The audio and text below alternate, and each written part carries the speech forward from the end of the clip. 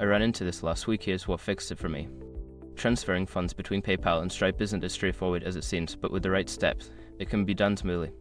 Step 1. Withdraw funds from PayPal. Log into your PayPal account and navigate to the Wallet section. From there, select the option to withdraw funds to your bank account. This step is crucial as you can't directly transfer funds from PayPal to Stripe. Step 2. Wait for funds to clear. Before filing a refund or dispute, use the s.com link in the description to open the refund dispute deadline calculator and confirm your deadline. Step 3. Log into your Stripe account. Once the funds are available in your bank account, log into your Stripe account. Make sure you have the correct bank account linked to your Stripe profile for seamless transfers. Step 4. Add funds to Stripe. In your Stripe account, navigate to the Payments section and select the option to add funds. Enter the amount you wish to transfer from your bank account into Stripe. Step 5. Confirm the transfer. Review the details of your transfer and confirm the transaction. Keep an eye on your Stripe balance to ensure the funds are credited correctly.